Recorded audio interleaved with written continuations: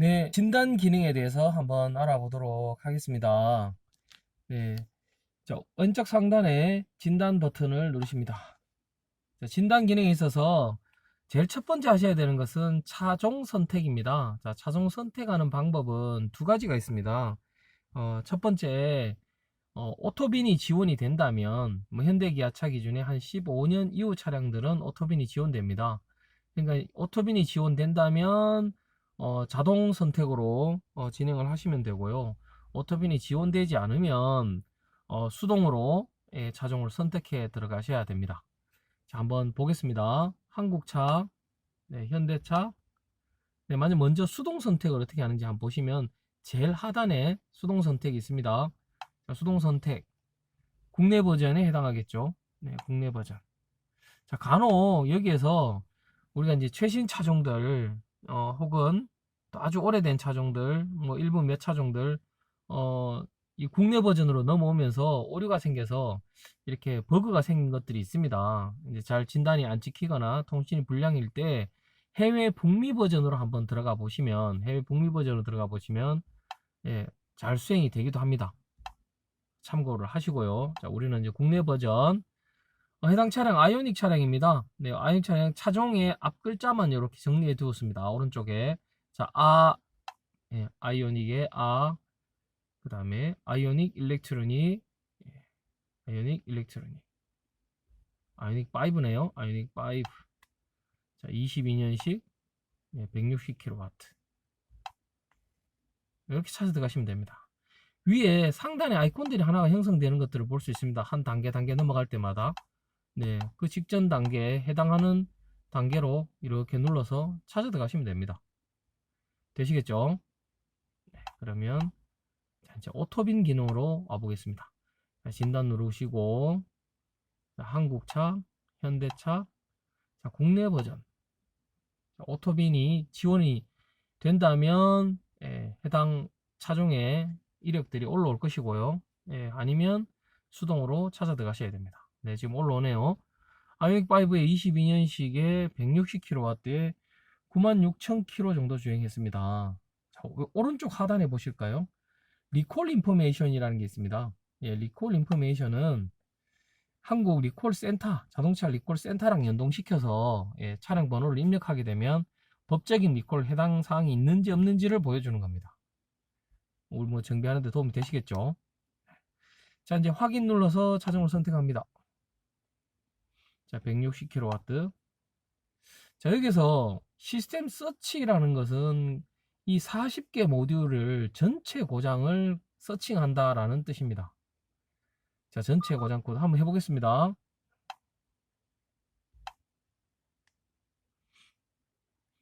이 Z5는 기존에 있는 진단기와 달리 오토빈이 지원이 된다면 적용되어 있지 않은 모듈로는 모니터링하러 들어가질 않습니다. 그러니까 훨씬 속도가 빠른 속도를 나타내고 있습니다. 자, 전체 오른쪽 상단에 보시면 40개 모듈 중에 1개의 고장을 감지했다 라고 나와 있는 거죠. 1개의 고장을. 만약에 우리가 지금 이런 전체 시스템 고장 코드 검색 방식이 아니라 이 방식이 아니라 자, 처음에 차종을 선택한 다음에 오른쪽에 보시면 확인과 토폴로지라는 게 있습니다. 토폴로지. 자, 토폴로지가 뭔지 한번 보겠습니다. 토폴로지. 네. 이렇게 통신별로 해당하는 각자 동일한 방식의 통신별로 모듈들을 묶어서 이렇게 진단하는 겁니다. 한번 해볼까요? 자, 스캔. 속도라든지 나머지 것들은 동일합니다. 이 직전 단계에서의 시스템 서칭 기능과 동일하나 추후에 뭐 통신 관련한 고장을 진단하시거나 수리하실 때 조금 더 이제 유용한 면이 없지 않아 있습니다. 그래서 이런 토폴로지 기능들을 한번 활용해 보시는 것도 좋을 것 같습니다. 저기도 여전히 PCAN에서 CDM, CDM에 고장이 하나가 감지되어 있다라고 해서 1 표시가 되어 있는 게 보입니다. 여전히 오른쪽에 DTC 보기, 동일한 기능들, DTC 보기하고 다 그대로 적용되어 있습니다. 그죠? 예. 그래서 토폴로지 기능도 어떤 거다라는 거를 한번 써보시기 바라고요. 자, 여기에서 우리가 이제 고장 코드 검색을 다시 해서 어떻게 활용할 건지를 한번 말씀드리겠습니다. 자, 전체 이렇게 40개나 되는 모듈에 요즘 모듈이 워낙 많다 보니까 고장이 여러 곳에 산재해 둘 수가 있습니다. 고장이 여러 곳에 고장이 인식되어 있으면 그 고장들 간의 공통점을 보는 것도 진단에 도움이 됩니다. 그래서 DTC 보기라는 게 그 기능입니다. F4 DTC 보기. 현재는 지금 한 모듈에만 고장이 있으니까 이 기능이 굳이 의미가 없겠지만 여러 모듈에 고장이 인식되어 있으면 고장 코드를 일목요연하게 정리를 해서 공통된 고장들이 다 인식이 되는지 아닌지를 구분할 수 있는 아주 유용한 기능으로 사용할 수 있습니다. 자, 그러면 우리는 여기 올라가서 차지 도화 모듈 이것만 가서 봅니다. 자, 여기 로그인 창이 뜹니다.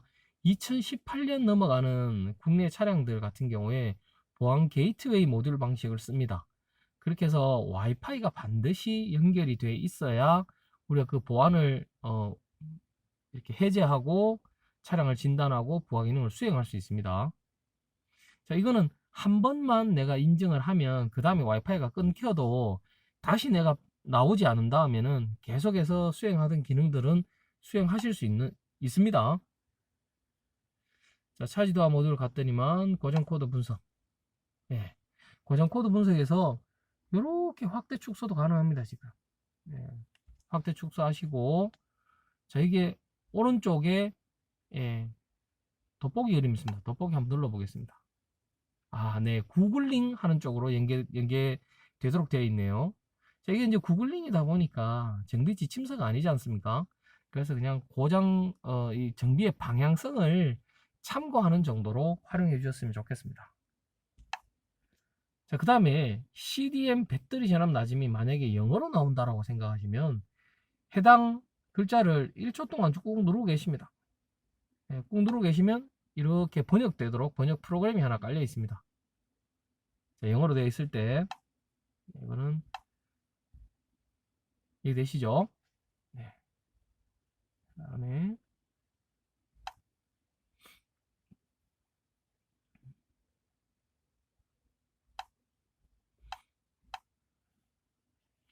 자, 그 다음 부가기능 목록이라는 게 있습니다. 부가기능 목록. 부가기능 목록은 자, 눌러볼까요? 부가기능 목록. 네, 모듈별로 해당하는 부가기능을 정리해 둔 겁니다.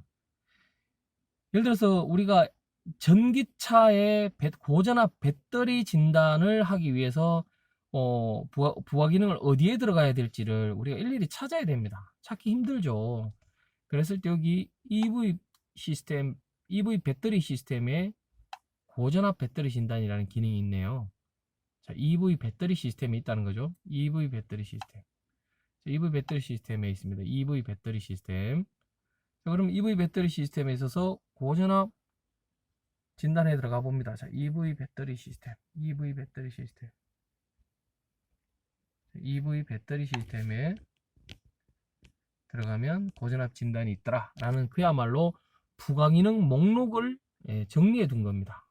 부가기능 고전압 배터리 진단이라는 기능이 있네요. 아주 유용하게 정리해서 쓰실 수 있을 것 같습니다.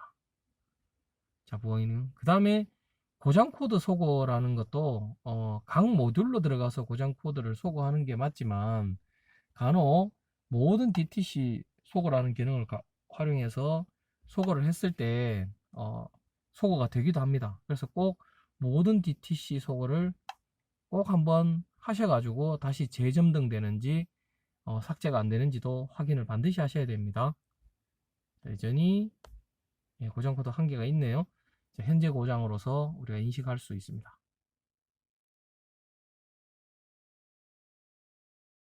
다음은 리포트 기능에 대해서 한번 확인해 보겠습니다.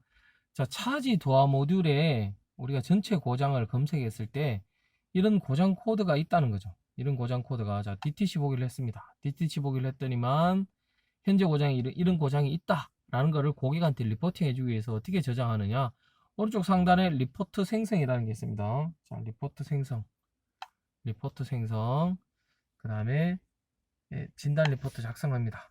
작성하시고 고객 이름을 다 기재를 하시면 되겠죠. 0000, 네, 뭐 차량 번호, 네, 122, 그 다음에 연식은 22년식, 그 다음에 주행거리도 9만 킬로.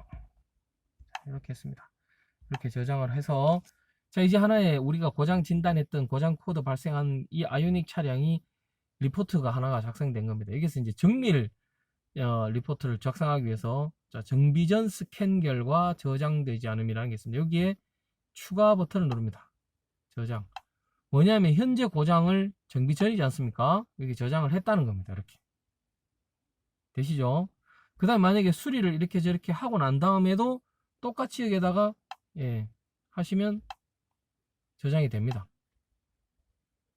내가 나중에 이제 다시 나갔다가 들어와서 다시 뭐 수리하고 난 다음에 여기에 수리 내역을 어쩌고 저쩌고 저쩌고 저쩌고 저쩌고 쓰시고, 그 다음에 나는 카메라도 한번 사진도 한번 고장 상황을 사진도 한번 찍고 싶다. 자, 그러면 자, 이렇게 찍었습니다. 사진도 찍고 오케이 했습니다. 자, 그러면 이제 고장 전과 고장하고 난 다음에 센서 데이터, 고장 전 데이터, 뭐 고장 코드까지 다 저장할 수 있습니다. 덮어쓰기를 통해서요. 혹은 추가를 통해서 계속 할 수 있습니다.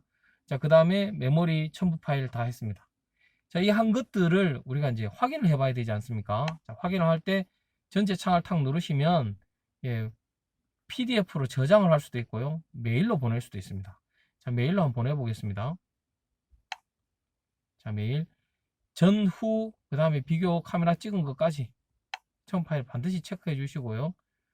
그 다음에 이메일, 고객의 이메일 주소만 보내는 게 아니라 내한테로 보내고 싶다라고 하면 내 기본 이메일 주소로 하셔가지고 전송을 시키시면 됩니다.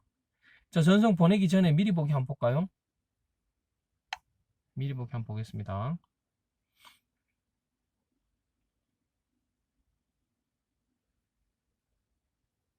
자, 이런 식으로 저장이 된다는 얘기죠. 연식과 쭉 있는 고장 코드 있는 거 없는 거 해서 사진까지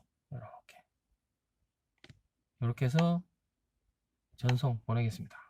그러면 그 모일 고객 메일로 혹은 내 메일로 보내서 내가 사무실에서 프린트해서 고객하고 견적할 때 같이 이렇게 서로 소통하는 용도로 사용하시면 아주 유용하게 쓰실 수 있을 것 같습니다. 리포트 기능 첨부된 사용 설명서 한번 꼭 더 읽어서 습득해 주시기 바랍니다.